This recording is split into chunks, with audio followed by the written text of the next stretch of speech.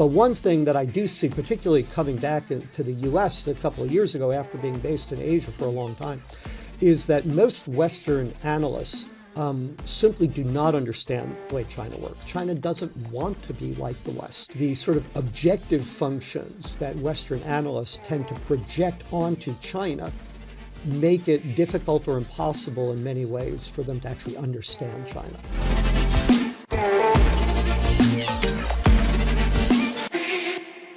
Welcome to International Business Today podcast, where we discuss current international business and global strategy issues, which are important to practitioners, academics, and students. Our experts draw on their years of experience and deep research expertise.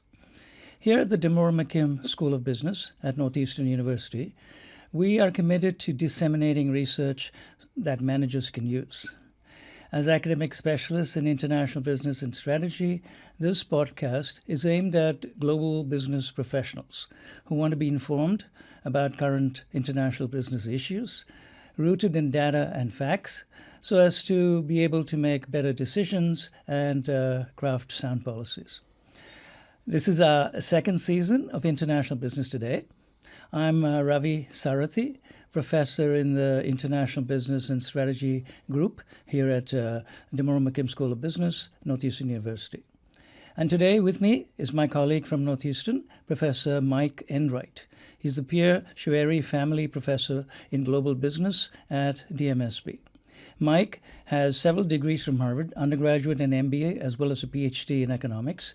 And he's a professor of strategy at our school, Demore McKim. And he's also a consultant whose specialty is China. He's written several articles and books on China, including, most recently, Developing China, the Remarkable Impact of Foreign Direct Investment.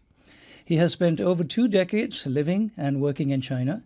He served on the boards of several companies based in and focused on China, and he has advised numerous multinational and Chinese companies about the appropriate strategies for the Chinese market and using Chinese supply chains. As a speaker and executive educator, he has lectured on international competitiveness, business strategy, and in complex and uncertain environments, as well as developments in China and Asia in over 40 countries. Mike, welcome to International Business Today. Thank you, Ravi. China is, I think, a country that's on everyone's minds who's at all interested in business. So let me start off by asking a very obvious question. Has China's role in the global economy changed? Oh, absolutely. When China started its economic opening process in the late 70s, early 80s, it was among the most backward economies in the world. Today, it's the world's second largest economy, and in many industries, it is by far the world's largest market in terms of smartphones, cement, steel, a wide range of industries. And some of the cutting edge work, be it in urbanization, in transportation, high-speed rail, for example, is going on in China today. So it's gone from a backward market to, in many senses, not only a large, but a quite advanced market. CEO of Procter & Gamble was quoted as saying that the most cutting-edge customers that they have are actually not in the U.S., they're in China. And of course, China is also the world's largest exporter, the world's largest manufacturer. We've known, at least intellectually, for a long time that companies like Apple source 95% of their products in China. Walmart, again, 90% of their suppliers are in China. But it was really more recently with the COVID pandemic that we saw how dominant China is as a source of supply for a wide range of other goods, such as the personal protection equipment, ventilators, some pharmaceutical components. So it's only recently that people really started to see how dominant China is as a production location.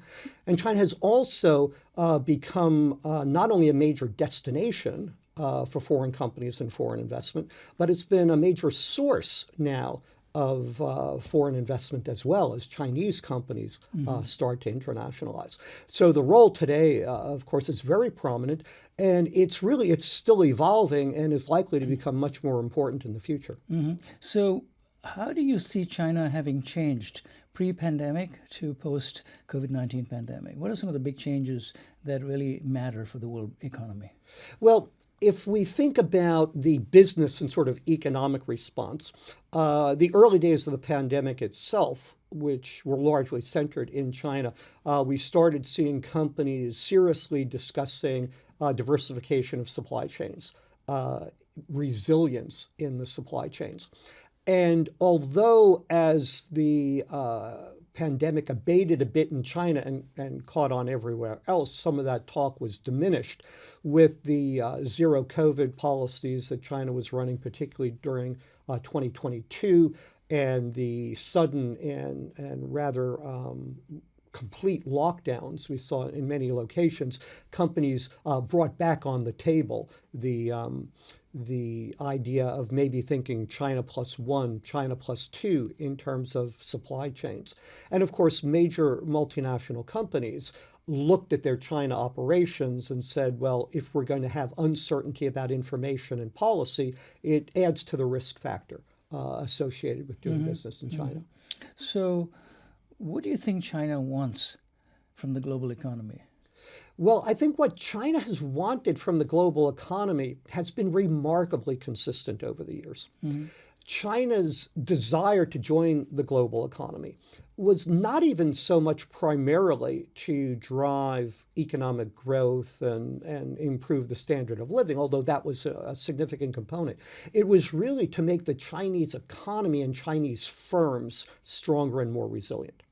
So in that context, foreign investment and foreign companies have almost always been viewed as a necessary evil that would bring in contacts, export markets, capital, technology, management expertise from which Chinese companies could learn, and there could be spillovers into the Chinese economy and Chinese firms to make the economy as a whole and Chinese firms stronger.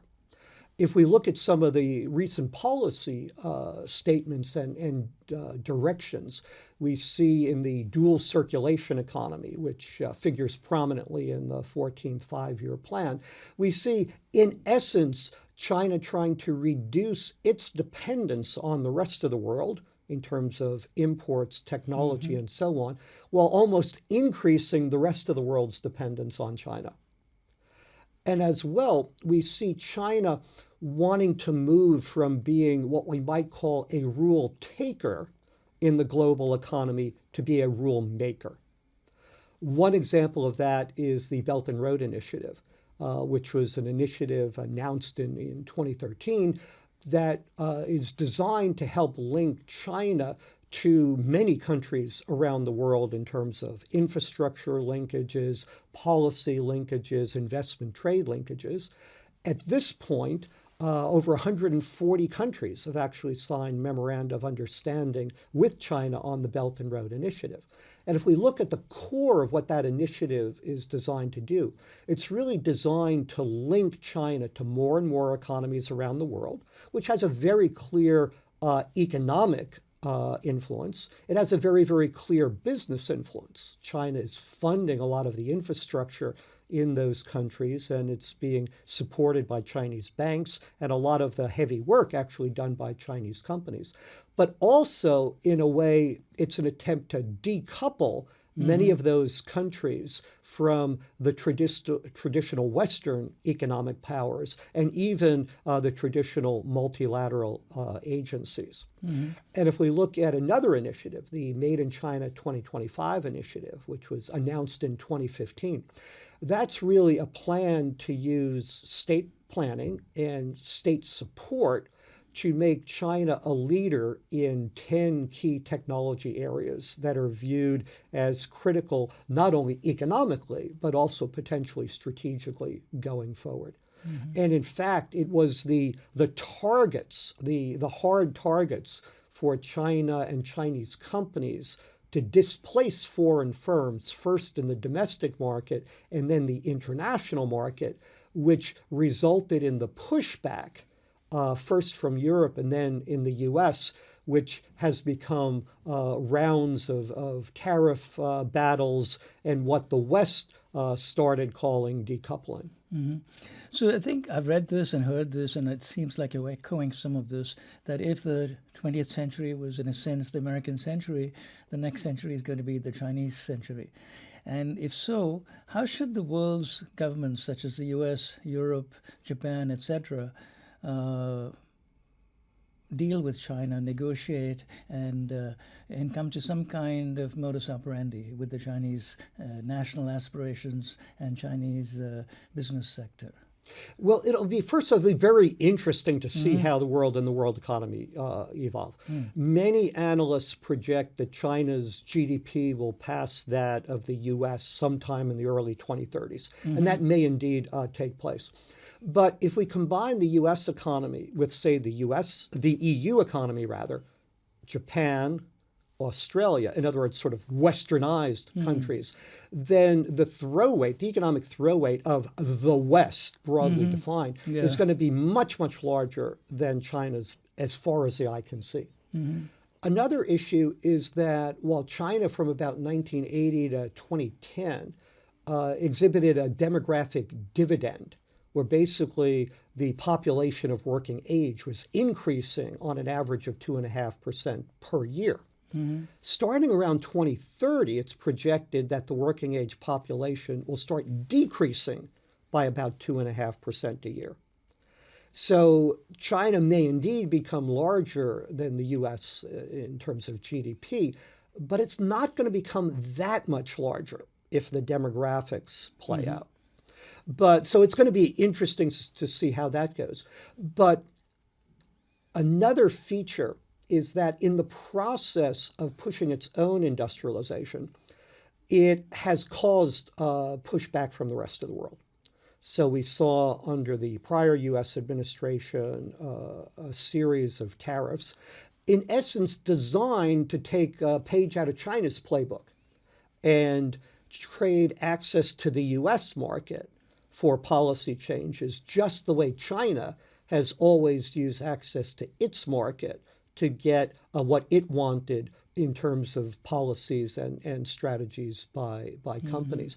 So we're seeing, as China becomes more influential, in a sense, some of the traditional rules of the global economic game breaking down, to the point where in January 2020, the trade representatives from the US, EU, and Japan jointly wrote a letter to the WTO demanding the WTO institute more stringent rules on state-sponsored industrialization.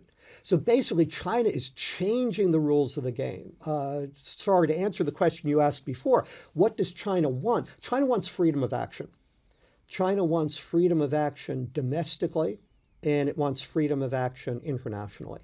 It wants to be self-sufficient enough in key industries and technologies to feel safe in both economic and geopolitical terms.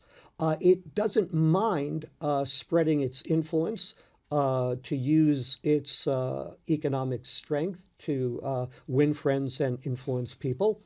But some of that, while it may be distinctive in terms of how China is doing it, many of the motivations are not that different from those that other economic powers have had over the years.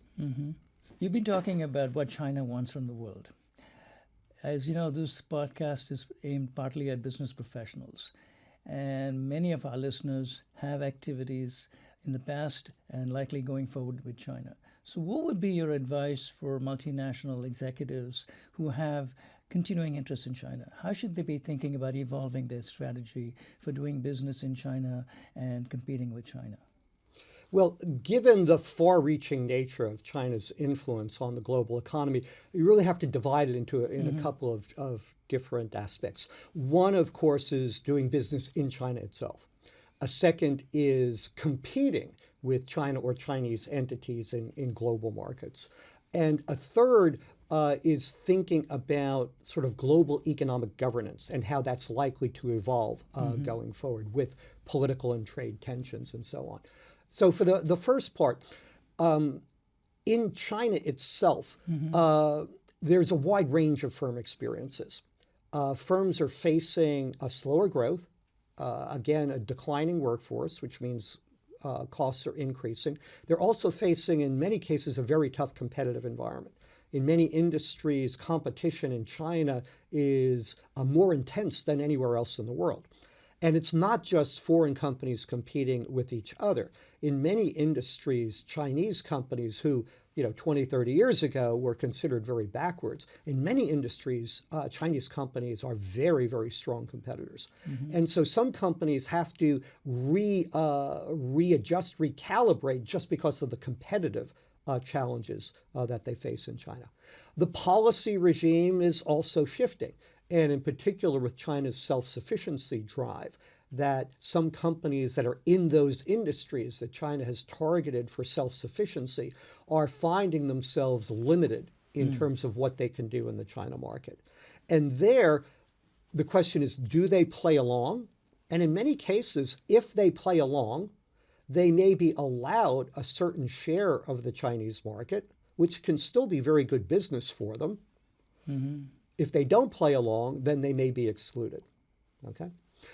But it's still the situation that companies that are international companies that have something that they can bring to the table that China values in terms of its own economic initiatives or its own industrial development, China will open the door. So again, a company like Tesla was able to get the first wholly foreign-owned auto facility in China. And in 2021, I believe Tesla did about 50% of its sales and about 50% of its profits out of its China operations. So for Tesla, it was clearly a good deal. But what did China get out of it? What China got was probably the most advanced electrical vehicle company coming, setting up a factory, supercharging the local supply chain, exporting large numbers of autos out of China, while still even 2022, having below 8% of the electrical vehicle market in China. So it really varies. In companies that are in sectors that China feels it needs to develop, doesn't have the capabilities to develop. In many industries like that, environmental technologies, for example, the door is wide open. Other industries, the door can be shut and can be shut pretty quickly.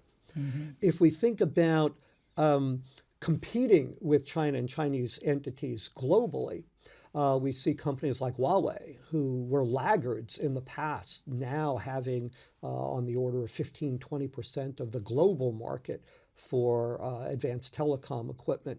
We're seeing increasingly Chinese companies, Chinese supported entities coming out, and even for firms that are not competing in China, they may be facing that competition outside of China. And even companies that may not be trying to sell in China but are sourcing there are having to look at their supply chains. They're having to look at them not only in terms of cost, but also in terms of resilience, as seen by COVID, and also getting sort of to the third category, what's going on in geopolitics today. Because in some industries, what we're likely to see is both China and the West raising barriers on national security and or industrial policy rationales. And as a result, some industries are likely to bifurcate, where there will be a Chinese or Chinese economic orbit industry that will be largely separated from the West and rest of the world market. Again, this is more likely in industries that both sides view as strategic. Other industries that are not considered strategic, as long as the tensions between East and West don't get too out of hand, they're likely to see pretty much business as usual. So it's really, it requires a company to look carefully at its industry. Is it strategic or not from a Chinese standpoint, a Western standpoint? Look at themselves, the company themselves. Do they bring something to the table that can enhance, can move forward some of China's economic initiatives? Will there be pushback in their home countries if they do? And are they going to be in the crossfires of international trade tensions, or whether they can sort of fly beneath the radar? So it really varies company by company. But these are the things that, when we talk to our clients, that we're really having them focus on, is really understand where East and West will continue to be together, where they can organize their supply chains to be resilient, dealing both inside and outside of China, and then how to manage an increasingly difficult geopolitical environment where being seen to be economically contributing to one side may be viewed as a negative on the other side. So it's like having two masters, and the multinational company has to think about pleasing China, but also making sure that it pleases its national interests at home. Yes, and companies that have been international companies for a long time, they're used to having to deal with local politics. They're used to having to deal with global politics. They're used to having to deal with different industrial and economic policies in different nations. The difference with respect to China is really one of magnitude in terms of size, and also the systematic and comprehensive nature of China's strategy, which is also probably unprecedented. Yeah, I think one of the most important lessons we can take from China is the role of industrial policy. That China has been practicing industrial policy since 1980, and the results are there for everyone to see. China has climbed to, almost equiparity with the U.S. in terms of size, and as you say, it's a middle-income country, and it's trying to get out of that middle-income trap.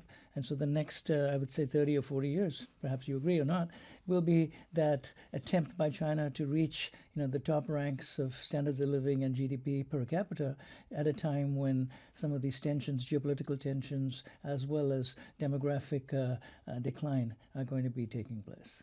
Well, and again, there are multiple views. There's one view that China's rapid economic development may be primarily due to its industrial policy, but there's another view that says it's primarily due to catch-up and simply allowing market forces at play to a much greater extent, and gradually allowing more market orientation to seep into the economy, and that's been driving the growth. And it'll be very interesting to see if the state-directed industrial policy with its resources is capable of moving China from what China itself admits is a follower to a leader, particularly in advanced industries and advanced technologies. But one thing that I do see, particularly coming back to the US a couple of years ago after being based in Asia for a long time, is that most Western analysts simply do not understand the way China works. They do not understand that China views itself as historically having been, in a sense, subjugated economically. China views itself as not accorded the respect that it should command in the international arena. And fundamentally, they don't necessarily understand that China doesn't want to be like the West. And the sort of objective functions that Western analysts tend to project onto China make it difficult or impossible in many ways for them to actually understand China. So what we really need to do, we need to understand China's objective policies, understand the desire of the Chinese Communist Party to retain control, the desire of both the party and the government to create economic self-sufficiency so that China will never experience the type of subjugation it feels it experienced in the past. And when we stop ascribing, our objective functions onto China, its policies, and its leaders, that's number one, when we can understand better. And number two, we can be better negotiators and hopefully partners, perhaps competitors in the global economy going forward. This has been fascinating, Mike. I think there's a lot to be thinking about. And I particularly like the last point you made, which is that we all need to understand China better. And perhaps there's a gap in understanding between Western countries and China, and maybe both sides need to understand each other better in order to be able to come to some kind of status quo coexistence and progressively moving forward with prosperity on both sides. Yes, absolutely. Right. Thank you very much, Mike. This has been great. Thank you, And I Robert. hope you all enjoyed it. Thank you for joining us with International Business Today. If you enjoyed today's episode, please subscribe to it for the rest of the series. And of course, share the podcast with anyone else who you think might benefit from this information and from our entire podcast series. If you have questions or something you want to cover in the future episodes, or just send us some comments, we would love to hear from you. So thank you once again, and we will see you on the next episode. Bye.